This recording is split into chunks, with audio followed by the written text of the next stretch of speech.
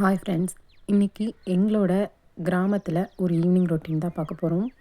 என் பையன் ஸ்கூல்லேருந்து வந்ததுக்கப்புறம் ஒரு 4 மணிக்கா அவனை எல்லாம் ரெஃப்ரெஷ் பண்ணி விட்டுட்டு, கொஞ்சம் லெமன் செடியில் நிறைய லெமன் வந்திருக்கு. நாங்கள் பறிச்சுட்டு வந்துடலான்னு தான் போனோம்.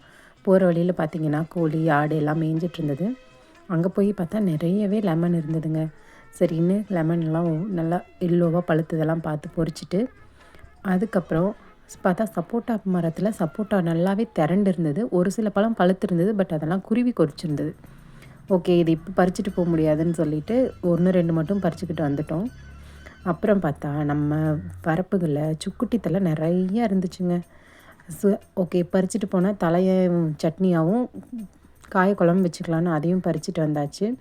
வர்ற வழியில் ஈவினிங் டைம் ஆனாலே ஒரு மாதிரி ஸ்மூத்திங்காக இருக்குங்க. ஸோ கோழிங்களுக்கெல்லாம் அரிசி அள்ளி போட்டுட்டு என் சின்ன பையனை அப்படியே வேடிக்கை காமிச்சிட்டு, பிடுங்கிட்டு வந்த கீரையெல்லாம் அலாசி வச்சுட்டு என் பையன் சப்போட்டா வச்சு சாப்பிட்டுட்டு இருக்கான்.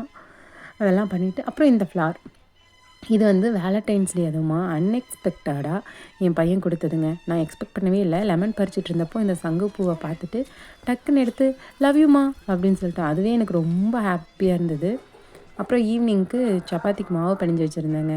ஸோ எல்லாருக்கும் சப்பாத்தி போட்டு அது கூட கொஞ்சமாக நமக்கு பிடிச்ச தக்காளி தொக்கை வச்சு சாப்பிட்டு ஈவினிங் டின்னரும் முடிச்சாச்சு. இது தாங்க எங்களோட வாழ்க்கை. என்னோடய வீடியோஸ் பிடிச்சிருந்தா நம்ம சேனலை சப்ஸ்கிரைப் பண்ணுங்கள். தேங்க்ஸ் ஃபார் வாட்சிங்.